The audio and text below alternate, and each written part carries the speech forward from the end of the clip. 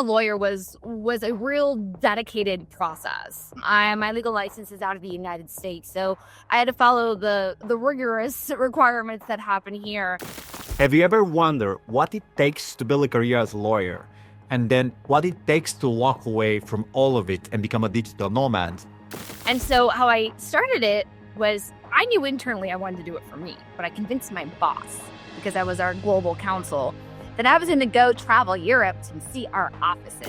In this episode, Acacia shares an incredible journey from the compelling years of law school and corporate life to a life-changing pivot that led her to chase freedom and authenticity. I started to notice the mental screens. You can't do this anymore. You can't do this anymore. You can't do this anymore. You'll hear about her battles with burnout, when was the moment she realized she needed to change, and how she overcome self-doubt to find her purpose. Less than 24 hours before I'm on stage, I still don't even have a draft.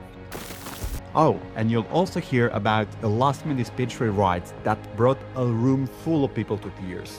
This is a conversation about courage, growth, and trusting yourself. You definitely don't want to miss this one.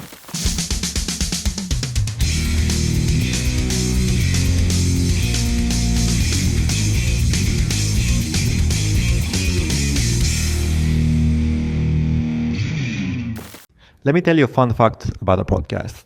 We're at the beginning process and you can have a tremendous influence over our channel. By just liking and subscribing to our channel, you'll help us increase the quality of the videos that we're creating. Also, you'll stay in the loop with the new videos which are coming every week. Thank you and enjoy the episode. Welcome, Acacia. Thank you for joining our podcast, and I'm really excited for the conversation today. Me too. I'm excited to be here. Thank you, Octavian. This is really, really exciting stuff because I know we've got some good stuff to talk about. Absolutely. So let's just jump directly into the conversation, into the exciting part. Tell me a bit about what is the journey of becoming a corporate lawyer, and how is your experience to build your career in that regards?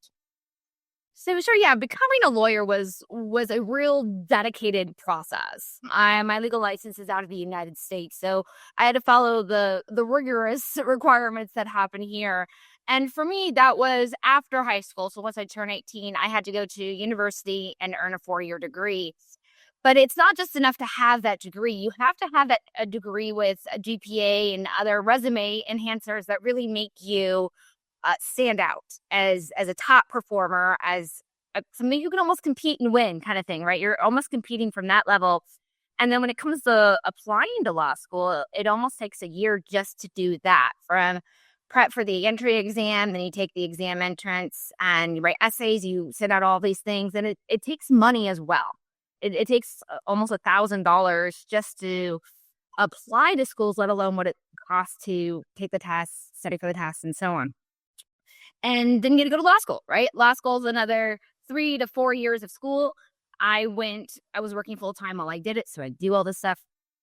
And then you still have to sit for the bar exam, which is another like $5,000. It's not cheap to become a lawyer in the United States, and it's even harder. It takes so much push of your life, right? Like that entire process I said right there, from the time I'm 18, you need another 7 years of your life minimum to become a lawyer in the United States. For me, the process was almost another 12 years because I was working full time. I took 2 years off between undergrad, university, and law school. So 11 years of my life dedicated to pushing myself to be the best, stand out against everyone else, just to have the opportunity to say I'm a lawyer, to work my very first day as a lawyer. So it's a very rigorous and requires determination, for sure. It seems like it requires so much effort and so much focus from a person's end, in a manner that you don't have time to think about anything else. You don't have time to think about what you want to do in life. You just have to be focused on that goal to compete with everybody else who wants the same thing as you want. Everybody can go about it a little bit differently, but for me, especially because I was working full time, I didn't have rich parents. I didn't have money to support my cost of living. And it was already going to be taking out so many loans to pay for the tuition and the books that I was working full time while I did this. So working full time and taking 4 law school classes, there were weeks I literally did not have time to do my laundry. And yet I didn't have the money to hire somebody to do my laundry. So it takes so much focus that, if I'm honest, I was probably burnt out before I even became a lawyer. Oh, that's really interesting in a sense that, yeah, you think about that the work in itself is going to be difficult, but just the process to get there, it's so competitive, so difficult that it takes all the energy from your end. And then let's go forward into the journey. Once you finally got to law school, was it easy for you to find a job, or is it very competitive markets once you finish? I came out in the 2008 collapse recession. So no, I actually came out of law school making less money than I did in my job before I went to law school. I had the complete opposite. I was really happy to finally find a paid internship that paid, no joke, the same amount of money my first internship in undergrad ever paid me. I felt thrilled to finally get that. So here I was, I'd worked a decade. I had worked my butt off to beat other people, and I ended up making less money. And it took me a little bit longer than I had hoped to officially get the title of legal counsel on my resume. Yeah, was not easy at all. That took another almost year just to make that official job interview situation happen. Oh, so you worked really hard to go through law school, and then you worked really hard to get the job, and then you worked really hard to find the job to be the best at what you do. And what was the first time when you stop and think to yourself, is this something that I really want to do, or just I happen to be in this profession because, I was there? If I'm honest, it was before I even went to law school. I can remember two occasions between undergrad and getting ready for law school, doing all that prep that I said. You got to sit for the entrance exams, right? You got to do all of that.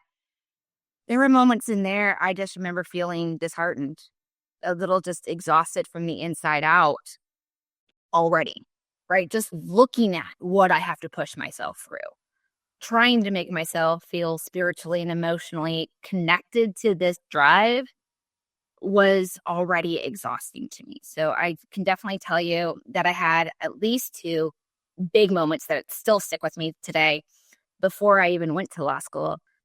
I know of another one where I actually took a semester out of law school because I was breaking from the inside out. I was having health problems, and I had lost my father had passed away. My brother wasn't doing well. And so it was just like life was happening, and I couldn't handle life. I couldn't handle life and becoming a lawyer at the same time. And then, of course, in my struggles to get that really big job after law school, I went through it again. Like, at what point is it not worth it anymore, Acacia? So I've had a series over the years. The big thing is, Octavian, I didn't listen to any of them. I will take a quick break from this show and talk about a real powerful tool. It would only take 20 seconds and then we'll get right back. System.io is an all-in-one marketing platform that comes with email marketing funnel, building website, membership site management, and a lot of automation capabilities. Traditionally, if you wanted to build a website, you'd have to integrate and pay for a lot of additional tools, but System.io brings everything that you need in one powerful dashboard. You can start for free, give it a go, and discover all its capabilities mixed into one platform. Check the link in the description to get started. And now, let's get back. But what was the moment when you stopped listening to them? What was the moment that you started seriously considering, like, this is not for me? What was that time? Ooh. It was around 2016, 2017. I was in a corporate job, and there was a number of things. My boss at the time, my manager, was verbally abusive, which is common in the legal profession in the United States. It's not guaranteed, right? There's plenty of amazing, amazing lawyers out there, amazing people, but I just wasn't working for one of them. And then at the same time, like I said, my health was falling apart, and so that was coming back as well. And I started to notice the mental screens. You can't do this anymore. You can't do this anymore. You can't do this anymore. And so I took a week off of work. I just said, I can't do this anymore. And there's actually a book I was reading at the time. It's called The 4-Hour Workweek by Tim Ferriss. Yes. Oh, yes. And that was given to me by my boyfriend at the time. And if there's anything that I've been really lucky on Octavian is, well, I'm single now. I have had some amazing men who really saw me better than I could see me in my life. And they encouraged me to follow my dreams in subtle ways that I didn't see it coming. And this book from my ex is one of those that was that. He knew this was something I needed to read. I'd never heard of it, never heard of Tim. And so all these things coming together from the universe, right? Bad boss, internal screams about the job not being right for you. And I'm reading the 4-hour work week, and I have the paradigm shift that maybe there's another way to succeed. And so I took a week off. I went on a vacation, all inclusive. It was the first time I'd ever done that. And I did that for 5 days. And then the day before I was supposed to go back to work, my body just jammed. And I go, oh my God, that's where all my health problems are coming from. I could feel how tense I was all over. And I said, something has to change. I didn't know what yet, but something has to change.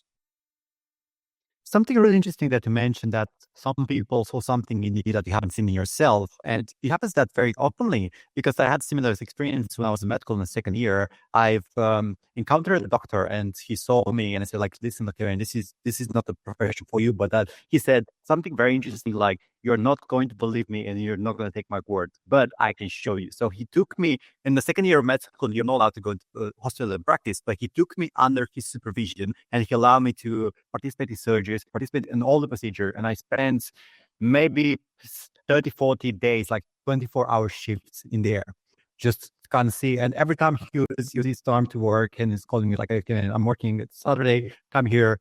I'm gonna support you. I'm gonna show you what's around. And I spent a lot of time with the doctor, and then I realized what this is actually happening in the background. And I realized that, I was so focused on that pathway towards becoming what I wanted to become, and I didn't realize that that's not what I want. But it's really interesting how sometimes people see something in you that you don't see yourself, and it's interesting to have those kind of people around that kind of support you, and they help you realize that there is something else that you're better off in doing. Yeah. In preparation for this call, you sent me a list of potential topics, and that was one of the things that kind of came up in my mind is a few times about my family. Like, there were certain things about becoming a digital nomad I thought my family was going to criticize me for. Because my family, look, verbal compliments is not something that happens on one side of my family at all. It doesn't. Or it's just not them. Back the opposite. You're going to get guilt. You're going to get shamed. You're going to all these things. So I actually was afraid to tell them. But then when I told them, they saw my energetic shift. That the words I said didn't even matter. I didn't even need to say the words. They felt me differently. And they became so supportive instantly that I cried because I didn't know that was possible out of my family like that.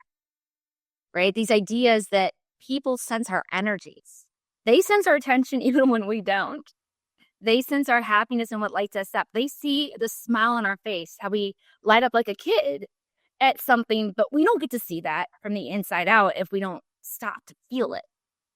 And so having that mirror, that reflection was really, really great because they did not respond that way around law school. That's what was funny is I would tell them my challenges in law school and they would almost just brush it off. Like, whatever, you're smart. You'll figure it out. I'm like, no, I'm struggling. But then when I want to go be a digital nomad and travel, they're like, yeah, that makes sense. What? The law school thing? Like, what? So it was really interesting to see how other people supported me more than I supported myself. It is really interesting to see that sometimes we live in a projected judgment of the people around us. And sometimes it's not even true. We think that we don't want to do something because everybody's going to judge us. And when we do something, everybody's like, oh, well done. Like, I'm proud of you. And then you're like, what? Where is this coming from? That's really interesting. And I think that communication is a very important key to be able to kind of brand yourself to the people around you. So like, hey, tell me what's going on. How do you feel me? And then they'll tell you if they feel like that connection we have. And it's important to have that lucrative feedback if you have a good network of people around you. Yeah. And let's be honest, it takes a lot within oneself to do what they did for us, right? The person you had, the doctor, take you to see that in you and take the mentorship moments to show you, not tell you, not scold you, but to show you. And that is beautiful. And if we don't have people who can do that for us, our life is very different. I think that was one thing as a lawyer. It's like I always felt I had to verbally describe who I was. I had to verbally show and say things. But the truth is, you don't need words at all. Either you're happy or you're not. You're glowing from the inside out or you're not. And that can be read without the words. That's really interesting in the sense that you can sense when somebody love what they do because there is such a glowing energy from them. They don't have to say like I love what they do. Just like you say, so much passion in the involvement from them, and that's exactly as you mentioned. You don't have to use words. You just sense it. You see it. You know the smile on their face. Like, oh, this person really loves what they do. This person's happy. This person's a good person. This person is somebody I want to be around and learn from or feel their glow, laugh with them, share with them. And it's something I didn't see for myself, but I'm glad I had others like you to help me. Thank you. And let's talk about the transition. When you decided to do the transition from your job to become a digital nomad, what was the thing in your mind that was the thing that scared you the most? What was the biggest blocker in your mind? Something that you terrifying? Well, what terrified me the most was, so first off, when I started my digital nomading, I was still senior legal counsel for a Fortune 500. I did not have to give up my job. I did not have to give up what I had worked so hard to build. I would later walk away from it as my internal balance. But it started off with, once again, the world surrounding me with stuff like, girl, are you going to do it or not? And for me, it was the travel. I needed to get out. I was somewhere I didn't want to be.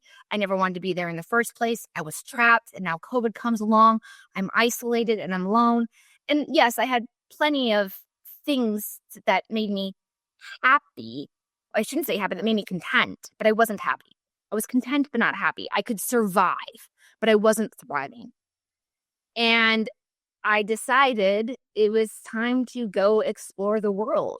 I'd always wanted to do that. Of course, I had traveled abroad before and traveled by myself, but not really with nothing but a parachute, right? Nothing, just take the leap of faith.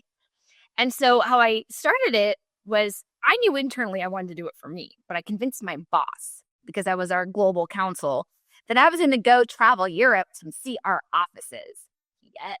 And that I was, instead of flying all the way back to the United States, I'll just hang out in the south coast of France in between, or like that's how I kind of sold it to him, because he was based in London. And it sounds like you applied really well the practice for our Workweeks, because at the end the exact say that is like, okay, I'll talk to your boss to allow you. That was exactly it. And so and I can make a business justification for it. Right? There were some people that are like, oh, my policy, the company's policy is this, is that. It's like, it's just a policy. You're not going to break the law if you do it. There is a right way to do it. There's a wrong way to do it. So I set myself up. I talked to IT. I talked to data security. I was like, what does it take for me to do this right in a way that the company will respect and honor that I respect my job? I honor my role here. I am not doing this to be a child. I am doing this out of respect for all of us. And they took that. They understood that. And I have that information before I even asked my boss. So it made my boss's answer of yes very easy. And then COVID 8.5 happens, and the whole plan fell apart. The whole thing. I never even ended up going to Europe on my 2 years abroad at all. Never even went to Europe. But I had given up the home. I had sold everything. I'd done all the stuff. I had to go somewhere.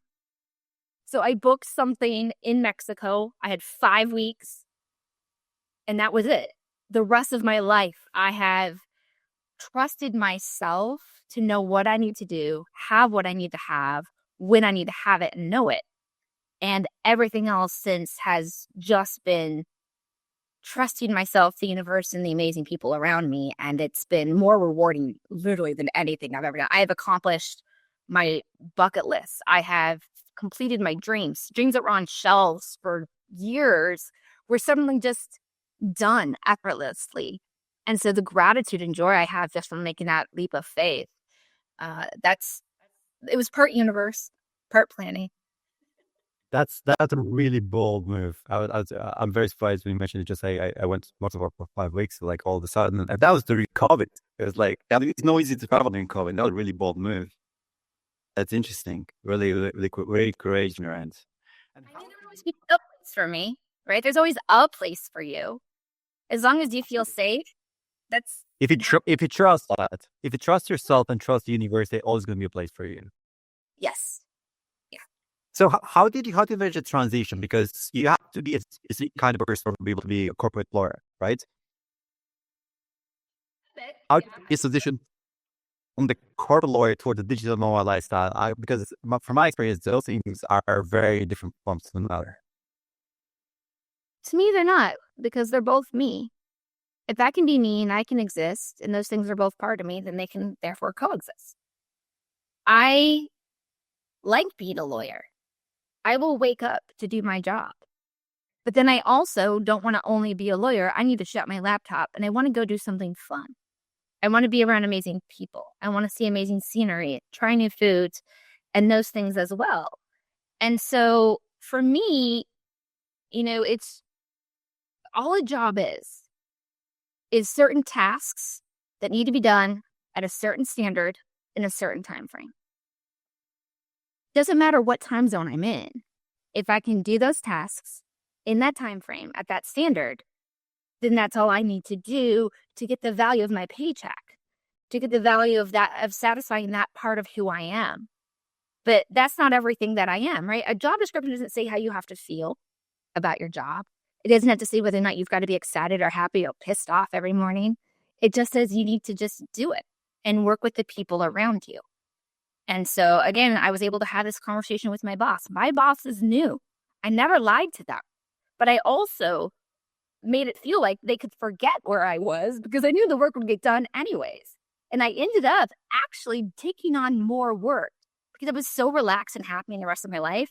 I took on more work and I ended up being promoted before I ever returned to the United States. The reason I had to return to the United States is I was about to get a 60% raise. Okay, that's a big raise. Right? I was so much more me that I was useless or better at my job. It seems to me like you're also like your lawyer was a part of you, but it seems like there's not part of you that wasn't fulfilled. That's why you were so satisfied with your lifestyle. So once you got to fulfill the other side of you, like traveling and having other experiences, also taking stuff off the bucket list, you realize, oh, okay, that's interesting. Now I just don't have a unilateral identity as a lawyer. I am a more complex person. I get to explore other sides of me as well. Just a quick break as we have a special surprise for you and your loved ones at Epiphany. We will offer a 20% discount on our career assessment program. If you or someone you love feels stuck on a career path, we are here to support you. This session includes a questionnaire with 75 questions to help you figure out what to do based on your personality, skill set, and interest. After that, you'll have a coaching session to understand the result and map out the plan moving forward to understand where you are and where you need to go. Make 2025 finally a successful year by making the shifts that will put you on the right path. Check the link in the description to find out more. Yeah. If you've ever had a long vacation, like a really long one, eventually you get bored. Some part of you is like, I want to return to taking photographs, or I want to return to something. It may not be your job specifically, right? But there's some tasks, some actions you wish you can return to. You're not meant to just laze around all the time. But we do need to laze around and relax. It's about balance. And so that's what was great is I got to laze and relax while also having the tasks I wanted to do. And I got to structure that the way I wanted to do it. And it was a beautiful, beautiful thing. That's really interesting because there are people and people, and I got opportunity to talk to a lot of people, and I've seen that people have different vision of life. And some people genuinely, all they want to do with their life, if they could, they'll sit on a beach, drink margaritas, and eat cake, and that was it. But some people, also myself included, I can't sit around doing nothing, even if I don't have anything to do. I'll find something to break and then fix it. If that would be the case. But it's like a nature of mine to be able to try to progress. And I was talking very recently with a friend, and we're talking about retirement, and I said that I want to retire 6 months after I'm dead. Like that. It's like, for me, retirement doesn't seem like a great plan. Like, something that I want to reach is like, what does it mean? It means to do nothing, to be useless, to kind of, just to enjoy yourself. I always be this kind of person. And I suspect you're the same in a sense that you want to be productive, you want to do something. It doesn't matter what you do, but it's something that you feel in your heart that is a good thing, and you're feeling like you're progressing in some way. One thing I coach some of my clients on is the idea of action versus work. When we're manifesting, taking inspired action doesn't feel like work. When you're in flow state, it doesn't feel like work versus being forced to get up and work, right? Take an action that doesn't feel aligned to who you are and in the moment. So sometimes, and I've had to do this too, I do need to stop and rest. I need to rest to the point where I can feel what does feel like inspired action. Not what I was trained to do, not what I was supposed to do, not what does a lawyer's day look like, but what does my inspired day look like? What actions? Because I don't want to sit on my couch all day. Sometimes I need to sit on my couch, but I don't want to do that. Okay, so what do you feel inspired to move for? Do you feel inspired to go to the gym? Do you feel inspired to write? Do you feel inspired to sing, play music? What inspires you to move? Because action does not have to equal work unless you make it. That's really interesting. It's like taking time to find your own mission to some degree, if I get this correctly. Yeah, but it doesn't have to be for any particular purpose. Other than Whatever makes you happy. right. Yeah. Yeah. Sometimes we kind of get lost in whatever we have to do and we forget about what is it that makes us happy, whatever we feel like doing, whatever we wish to do in the long run.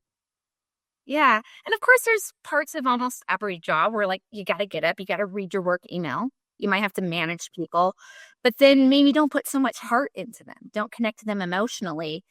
Appreciate the value that they bring to your overall goals, missions, purpose, whatever that is, and let it be what it is. It doesn't have to be forced.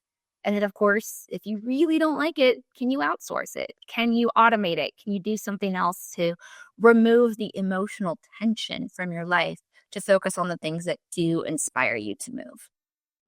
Yeah, absolutely. That's really good advice.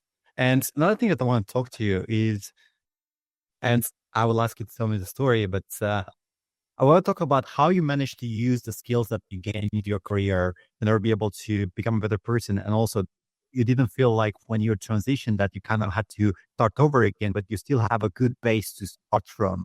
And you mentioned a very interesting story, what happened on the Nomad cruise. And I would like, if you can and if you will, to tell that story. The one about the talk? Yes. Yeah. Okay. So I am somebody who is not afraid to tell my truth. I'm somebody that can be eloquent sometimes, that has this expansive vocabulary, that knows how to write a succinct statement and enforce an opinion to a room. I learned that in law school. But what purpose I do that with is different. And what ended up happening on the Nomad cruise is I had pre-written a TED Talk. I was supposed to give a TED Talk earlier this year, and I'd worked with this coach and everything, and we'd really built this story. I have a lot of trauma, a lot of survival things that have happened in my past, right? A lot of them. And so it was like, it's intense. Statistically, I shouldn't even be here, let alone a half a person. So we put all this into this TED Talk, and then the universe giveth and taketh away. It was like I had all the connections, everything was going to fall into place, and then it just didn't happen. But then I'm on Nomad Cruise, and they have the storytelling time. And my friend, who was also on Nomad Cruise, she was like, when you came here to talk, I thought you were going to talk about the TED Talk. I was like, I want to give that talk to these people. I'm here for business. I'm here for work. And I go try out. Sure enough, I make it because I love to speak.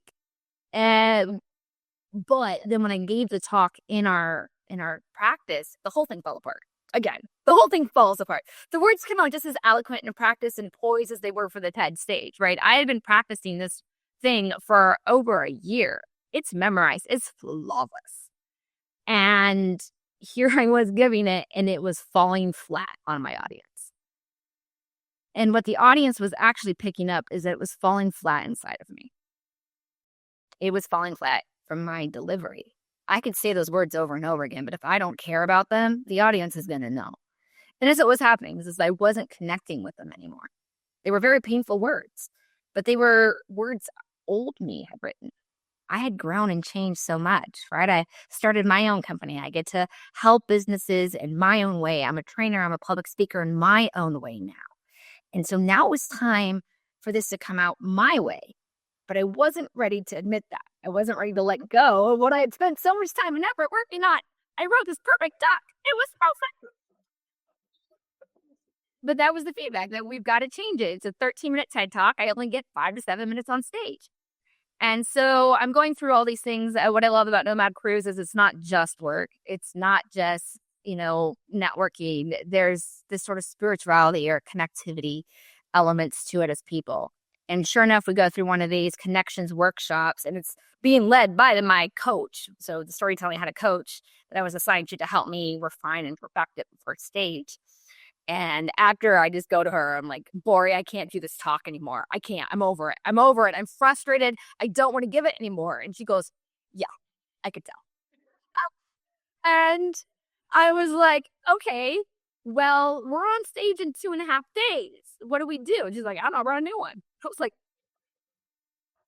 I've had that thing for a year. It's memorized. I worked with a coach for like 20 weeks to write that thing. You want me to write a new one in 2 days? And here's the thing, a new one. It's not like, oh, revamp it. Write something new. Are you kidding me? I'm exhausted now from my own words for the last year. But I knew how to connect with myself. I knew how to get in there and be honest. And so the next day, all I got was a closing, which became the opening. And that was it. That's as far as I'd gotten in a day. So less than 24 hours before I'm on stage, I still don't even have a draft. But I know I can talk. I know I have the words to communicate how I feel. I know I have the power to do that, and I'm not afraid to tell my truth. And being a lawyer had prepared me to have that confidence, that ability to be that articulate, the ability to write a sentence and it be a potent one. I don't need 1,000 words. Give me 2 sentences and I'll have you on the floor. But I'd never stopped to appreciate that about myself. And so it wasn't until I was crying overnight till 3 a.m, reprocessing and reworking, I had to grieve my own story. I had to grieve the words I wrote and that I said to myself over and over again for a year. I had to let it all go. But it was time to just be me. It was time to just be me. And so I had the introduction written, mostly memorized. I knew what needed to be said in the middle, mostly structured. And the ending wasn't quite done. But I took a deep breath before I went on stage and I told myself, it's just your story. You know how to talk. You know how to tell a story. You know how to be honest. You're going to start off with the part you already know. I started off with the first 30 seconds being the first 30 seconds of the TED Talk. So it's like, you know that. Start there and let the rest happen. And I didn't have it written, restructured the ending as I was walking on stage in my head. And I told a story that had the audience in tears, a partial standing ovation, all of this that I didn't know I could be and deliver from any other place, because when you have the courage to be a lawyer, it comes from repetition. The confidence and courage comes from practice and repetition.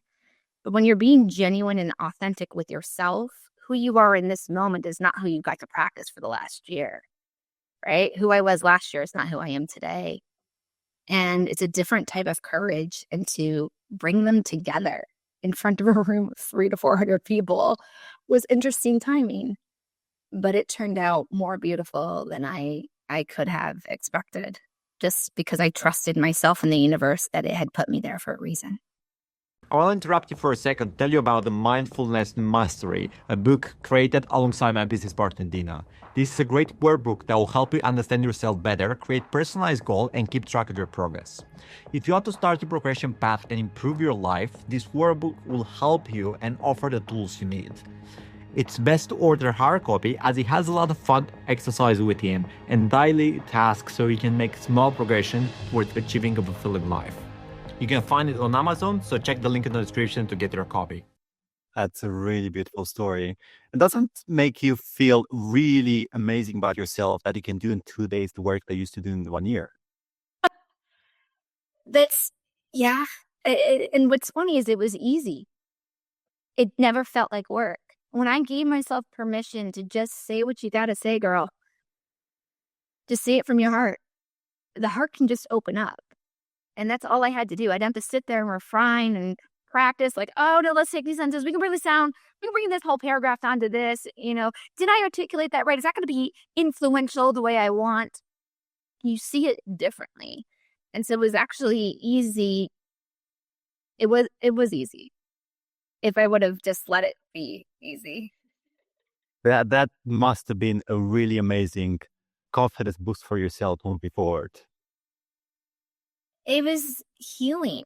Because to me, I was amazed at what I did in 24 hours. Don't get me wrong. I still can't believe I did that. I went back home to my mom. I was like, Mom, you have no idea what I did in like 25 hours. And so that was really cool to see yourself step into something, right? We all sit there, believe we can do things, but it's not until you're called do you step into it. And I did. I had the opportunity to cancel and not go on that stage. Like, you know what? No, there's not enough time. I don't feel like it. But instead I chose to heal, let it go, and find out who I am right here, right now. And that was so healing. It was healing. I'm literally a different person from the day before that to who I was when I got that stage. Well, it's good to say the fact that looking back, you're happy that you had to change the script, right? Yeah, those words needed to go. Yeah. They were so it helped painful. you. I think it helped you in so many different ways. One of them is to show you, just the university showing you how much can you do more than you think you can. I think that was a big realization of a lesson in itself. To show you it's like, hey, you can do a lot more than you think. You just need the right environments and the right amount of pressure to do so. And I'm going to take it a step further, Octavia, because you're right. I can do a lot more, but I can be a lot more. I am a lot more. And I didn't honor that.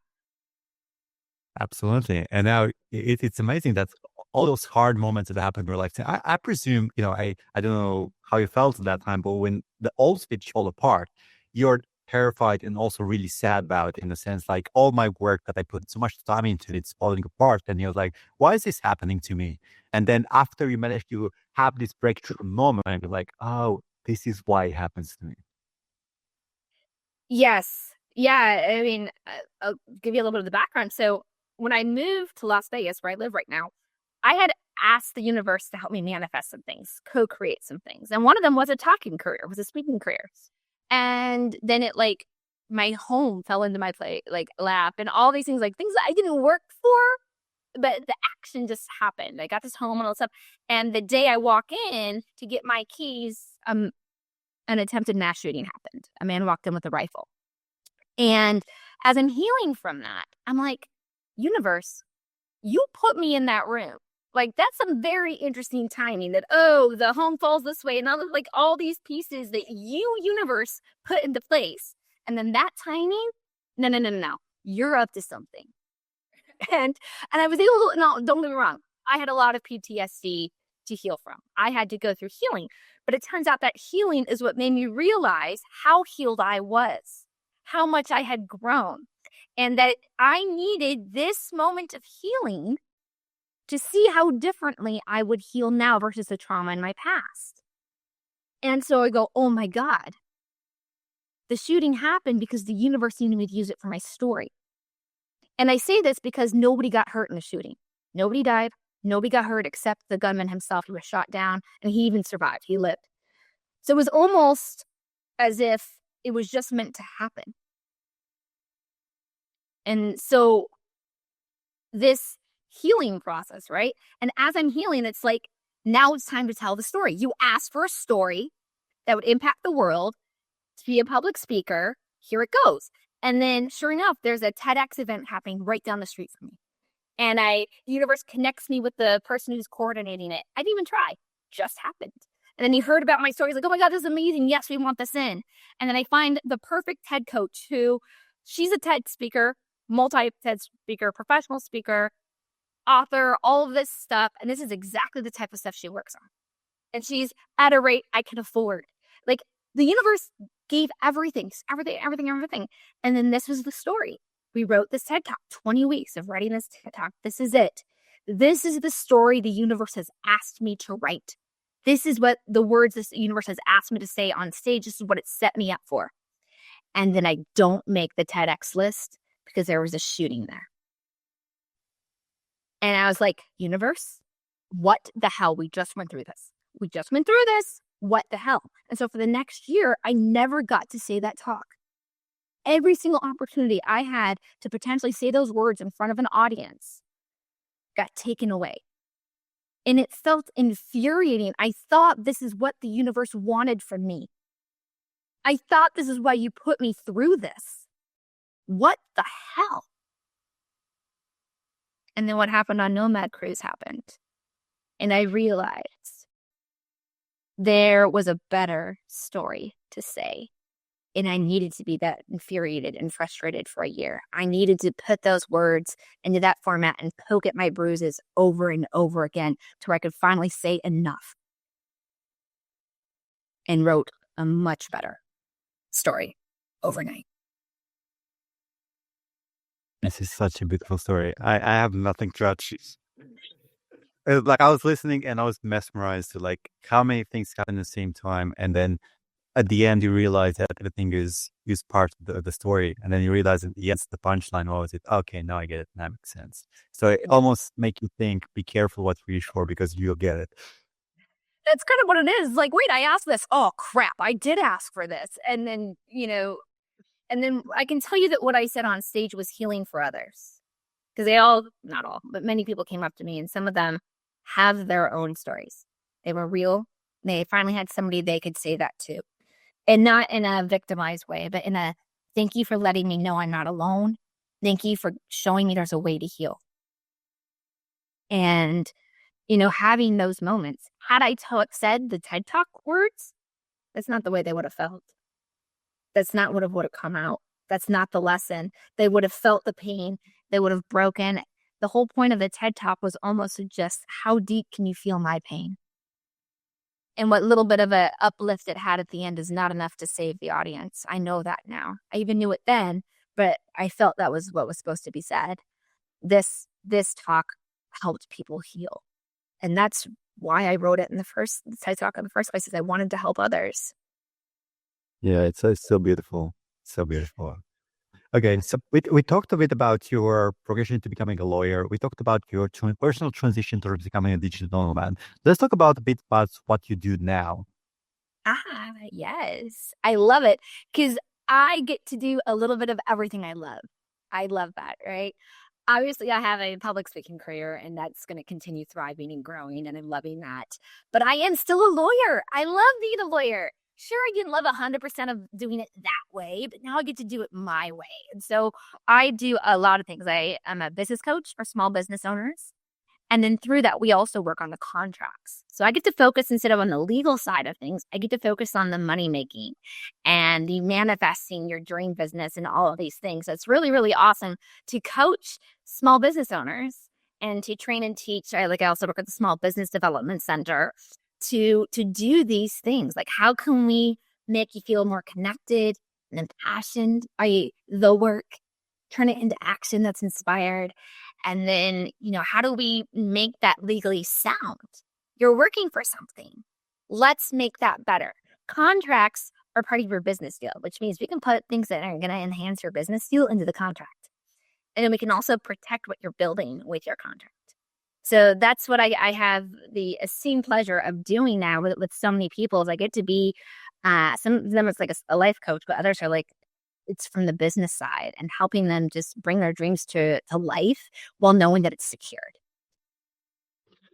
I want to ask you a very interesting question, which is, if you can talk about some of the cases that you work on when you start taking a new client to business and you look at the case like, oh man, you should have been talking to me a long time ago because there are a lot of setup done, but process. Had that ever happened to you? And then can you give me a few examples? Yes. So my ideal clients were not doing it as like a case. We're doing it more of a coaching with something to where we're building something together. But of course, as a lawyer, people don't usually go to the lawyers proactively. They're like, I screwed up. Something went wrong. Other guy's not doing what I want them to do. We're in some type of turmoil or challenge or conflict. How do we get out of it? That's when you come to the lawyer. Well, guess what? You could have actually avoided the whole thing. So when I have people who come to me in that, and I was trying to think of one for this talk that I was like, I'll give you one that came out of a positive thing. This one was positive. One of my clients was looking to take their product into a new industry, like expand their industries. But they're not experts at that industry. They don't have the relationships in that industry. So trying to get sales going would be a long road. So they decided to partner with somebody. And this partner was willing to join them right away. Like, okay, you don't have to be tried and true over here. We see that you're a good business. Signed up. And that partnership was able to connect them with about 10% of the industry from day one. Amazing, right? Right? Just like that new industry, 10% through this partnership. And they had signed, I think, a 5-year contract with these guys to provide their product to help these guys and these guys get into the market. Well, within a year, the other 90% of the market comes a calling. Hey, we're ready to give you the other 90% on one condition. We have exclusivity. As a business, 90% versus 10% is a no-brainer, right? That's duh. But exclusivity, this contract, this relationship as it stands has to end. And it turns out these guys didn't use the right paperwork. That was both a blessing and a curse to them. Because they just were like, oh, hey, here's paper. Well, that paper said that they were a customer, not that they were a partner. And so had my client come to me sooner, they could have gotten out of that contract with little to no notice right on the anniversary. Right on the anniversary, no questions asked, right out the door. But guess what? They dragged their feet, waited till the very last minute to tell the lawyer. They missed that deadline by 4 days. So now they're stuck in this contract for another year. Well, a year minus 4 days. 90%. Right here, right now, you have 30 days. Sign this. We want exclusivity. We ended up having to find a whole other workaround.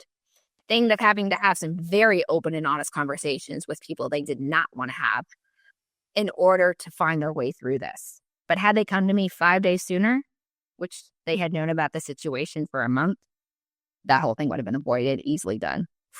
No questions asked. But instead, it became a month worth of work. So that was an example where it was born out of something good, positive, big opportunity, yet even that, they didn't want to come to the lawyers till the last minute, till everything was done. We're ready now. How do we get out of this? And it's like, well, you actually missed your opportunity to get out of it by waiting. Do you feel like lawyers have a generally bad reputation like a doctor? When you see somebody going to the doctor, it's like, oh man, are you okay? Instead of like, I just want to have like a daily check or like, yearly checkout to make sure that I'm fine. Do you feel like people do the same with lawyers in the sense they just come to you when there's last stand, like with something goes horribly wrong? They're like, oh no, I'm the lawyer now. It's when they're in trouble that they come to us. And it's one of my personal missions, actually, that, I'm a big believer in manifesting frequencies and how we operate with our energies is really important. And when you have positive energies like love, excitement, joy, passion for something, you elevate the people around you, right? We feel that. But then low energies are anger, fear, shame. Well, what do a majority of lawyers tell you you're supposed to do? Be angry, fear, shame. What are the lawyers experiencing within themselves? Anger, fear, shame, all these low vibe things. So I do kind of feel it's partially the industry's own message, the legal industry's message to the clients. When you're feeling the deep, dark, painful, low vibes, that's when you come to us. And it perpetuates that. But having the opportunity to come when there's still passion, when there's still joy, when there's still opportunity and excitement, we can function up there and get those things going too. And that's kind of like the idea of going to the doctor, right? When you care about your well-being, you're going to have your regular checkups. You do that out of love. You'd have love and self-care. You'd have it from a higher frequency. But if you wait and you're like, I'm pretty sure I have cancer. No, I'm pretty sure I have cancer. But that's okay. I'll get to it later. I'll get. And then a year later, it turns out it wasn't cancer. It was something else. Of course, you misdiagnosed yourself. But it was something else that was fixable. That was curable had you gotten to it back when you started feeling the symptoms. And it's where we allow ourselves to be with that. Right. And so I think doctors are fortunate. There's been almost nobody in the medical industry I've ever met that didn't have like an open, caring heart, that just wasn't a giver of their soul in some way that I think it's so beautiful. And I wish people would honor that more and lean into that. But I don't feel that type of stuff in lawyers very often. I'd say it's the minority, almost non-existent, except I exist in the industry. No, there's others that I know that are wonderful. But that idea of what vibes do you want to connect with? Do you want to wait till you're feeling fear, scared, hurt, angry? Because that's what you're going to perpetuate. But I do feel, like I said, that the lawyers and the legal industry, that's what they communicate. And so that's what they're attracting. Do you feel like people are afraid of lawyer because they will find something to work on, as opposed to just like, hey man, you generally don't need my services? Because when you go to a doctor, if you generally don't have anything, they're not going to operate you anyway because they get commission per operation. But in the same thing, I feel like people are afraid of lawyer because they think like, even if people don't need you, you will find something to find yourself useful within my business. Do you think that's the case? I think they're definitely right that people are intimidated by lawyers. I think it comes out of this idea of lack of worthiness. They feel lawyers are so smart, we're so intelligent, we're just like everybody else. There's brilliant engineers, there's stupid engineers, there's brilliant marketers, there's stupid marketers, there's brilliant doctors, there's stupid doctors, there's brilliant lawyers, there's stupid lawyers. It's just the human condition. Just because we went to law school does not mean we are better than anybody else. We're not. And this idea that, especially with business owners, I really try to get this message out with business owners. Your lawyer is not the expert at business. The lawyer is not the expert at your business. The lawyer is not the expert at your product or your customers or your clients. You are. Your lawyer supports you and your message. And so when you put your lawyer above you or you put yourself below your lawyer, that's a dynamic you're choosing. And it's not accurate. It's not factual. The business owner is the leader. The business owner is the master of the knowledge and the experience and the vision. It doesn't matter how much. My job as a lawyer is to support you in that vision, not to tell you can't have your vision. And I feel that sometimes lawyers do that. They come in like, well, that's risky. Everything's risky. Waking up in the morning is risky. Going in your car is risky. There's no such thing as no risk. It's whether or not the opportunity and the excitement, the drive exceeds that. And I have so many of those conversations with my clients, especially in the big corporations. It's like, look, we can't reduce this risk to zero. That's impossible. But here's the upside. Or sometimes it's like, look, I'm seeing a lot of risk here, and I'm not seeing much upside at all. I need you to tell me why this feels like a good, equation here. Why do we want to tip the scales this way? And that's all it is. They're part of your communication message to yourself. You still make your decisions. You still decide. Some people will tell you so many businesses out there would have been horrible, horrible ideas. And yet here they are thriving. And so don't let your lawyer diminish your vision, your creativity, your mission, your purpose, your genius. That's yours. Your lawyer is not going to exceed you on that unless you let them do that. That's an interesting analogy in a sense that people shouldn't be afraid of lawyers or shouldn't feel like they're competing against that. And let me ask another question, maybe from your experience, that have you ever received a case or a business opportunity that you look at this like, maybe you don't need my services, maybe you're in a good place now, and generally okay. So that means it's that dynamic on which you kind of you help people where they need the purpose, where they need your services, and they can benefit from your services, and then anybody should come to you, and then you say, hey, you don't need my services, and then you can help people that come to you and say like, I can help you, and the other one's like, you're good, you don't need that, as a regular checkup for a doctor. In the same kind of, I'm trying to make the comparison that's it's more recognizable, if I may. Yeah, it's one of the reasons why I brought coaching in. Like, I'm not sure I'd ever heard of a legal coach really before, is you don't always need a lawyer. You just need somebody to ask the question to who's more knowledgeable. That's different than needing my legal services. Asking, what am I not seeing is different than let's go sue somebody. How do I solve this problem, right? Majority of business things, I opened one of my recent talks with this, is like, when something goes wrong with your client, is it your immediate instinct to sue them? No, of course not. That's not how we treat our clients, right? It's not how you treat your customers. You try to work through it, solve it, come to some resolution. And then if you can't find a resolution, then what do you do? You still sue them? No, you go to the contract. The contract is there to give answers and guidance in your business. We don't enter relationships with anybody in our businesses, our suppliers, our vendors, our customers, our partners, any of that, so we can sue them. We do it because we want to move forward together. And so that is something that I've actually spent a majority of my legal career was saying, I don't think you want me to use my legal resources. I don't think that that's what you want. I think the best way forward is to have the difficult conversation. I think the best way forward is to use these words in the contract to support your mission or your purpose here. Or to say, hey, the mission, the purpose has changed. We need to put this into the contract. That's different. Those are guideposts. Those are guardrails that keep everybody on the same road moving forward for the same journey. We don't go and sue. Majority of my internal work is getting people not to rely on the lawyers, because that's not what you really want. You want to find a way forward. And I promise you there's a way forward without that.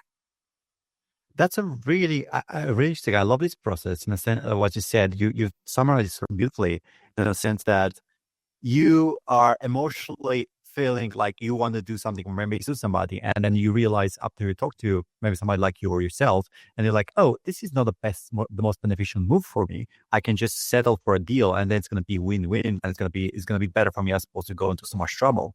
And then if you don't have somebody on your corner saying you that, you can do like a lot of stupid mistakes and then end up in situations that are really detrimental for your business. Yeah, like I found it was a friend's sister. She dropped her car off at valet, and valet damaged her car, and they wouldn't reimburse her. And she's like, I want a demand letter. I need Acacia to write me a demand letter. And I'm like, but a demand letter isn't going to do what you want. They told you that they have insurance to reach out to the insurance company. Well, that's them giving you the runaround, because the insurance company doesn't work for you. It works for them. It's their job to file the insurance claim. And they would file the insurance claim based on them reimbursing you, right? If the damage is done by them, they are responsible. They need to fulfill that. And then they can file their insurance claim with their insurance if they want. Writing a demand letter doesn't give you the answer you need here, because that's the next step after a demand letter. So you have to file a lawsuit. But that takes time and money when all you want is for them to honor and appreciate that they harmed your car, and for them to reimburse you for that. That's a different, there's space between here and there. And we can breathe into that space. And just because they're not working with you the way you want, doesn't mean it's time to sue. Mm-hmm. And, finding that other way forward. And sure enough, it's like, oh yeah. So oftentimes I remind my clients, what are you actually after? Are you actually after the lawsuit? Are you actually after forcing them with the law and these tools and the resources, which by the way aren't cheap to use? Or is there another way forward? 9 out of 10 times there's another way forward. I think the public conception is that the lawyer is a gun as opposed to a mediator, and people feel like, okay, I need to shoot somebody, I need to kind of hire a gun to be able to do that. But as mentioned as well, most of the time it's just a mediator, and then it's like you can resolve a lot more without actually starting the fight in the first place. Yeah, it's like, I'm angry. You don't believe my anger, so I'm going to get somebody more angry with power. That's my lawyer. And it's like, that's not, the goal here isn't for you to be more angry or to show them how angry you are. The goal is whatever you're not getting out of them.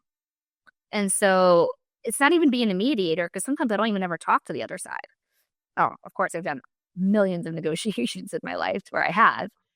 But in these particular ones, it's just helping the business owner or my client understand there's more options than you're allowing yourself to see, because you are emotionally involved. Rightfully so, right? That's frustrating. I get why you're frustrated. Totally support you being frustrated here. Let's find a solution together. But it doesn't mean that sticking into your frustration is the only way forward. That's a really good analogy. I really love that. I'm a big fan of that principle, like negotiation before conflict. But yeah, it's a great analogy. I want now to wrap it up, and I have a tradition. I have a question that I like to ask to all my guests, and this question is, what would you tell your former self before you start on a journey? And in your case, one address the question in two different manner. One time because you have such extraordinary journey on your law career, and then what would you tell yourself before you start your marriage journey, and what would you tell yourself before you went to law school? Oh. Let's see. Part of me before I went to law school would have said, don't do it. But at the same time, what I did on Nomad Cruise and who I get to be today would never have happened if I hadn't done that. And I also never would have given myself the internal break. I wouldn't have broken from the inside out if I hadn't pushed myself too far. So I may never have healed the way I've healed. I would have never found the tools and the resources to heal if I hadn't broken myself. So it's bittersweet, right? What the words I would have said, but in the hindsight, just like the TED Talk, sometimes you got to go through the pain, hit the wall, so you can actually see that there was light on the other side of it, that wasn't the wall you were supposed to be hitting. So the law school one, that's what I instinctually want to say is don't. But at the same time, I'm like very, very grateful because the power of my writing and the power of the words that I can speak is a large part due to that experience. Digital nomad. What would I tell myself? Because I was I had made the decision. I didn't even know where I was going. I didn't know what I was doing. Even the place I booked to stay for 5 weeks, I wasn't really even sure I could work from there. I didn't know if they had pipes leaking through the roof. Like, I had no idea because there wasn't enough information back then. There's a lot more information now, but back then there wasn't. To take a professional career on the road and know you're going to survive, professionally, I didn't know that was possible. I believe that I would survive personally and physically, but professionally, that I had no idea. So looking back, I'm proud of myself for going through it anyways. I took the leap of faith and I did it. And it was the right time. I'm sure I wish I'd taken that leap of faith sooner, but I don't think I would have been ready to let the other parts end. So it's hard to look back and say, what would I tell myself or what did I wish I knew then? The only thing I wish I'd known, the biggest revelation I have had from the TED Talk to my digital nomading to my career is you don't know how beautiful it's going to be on the other side.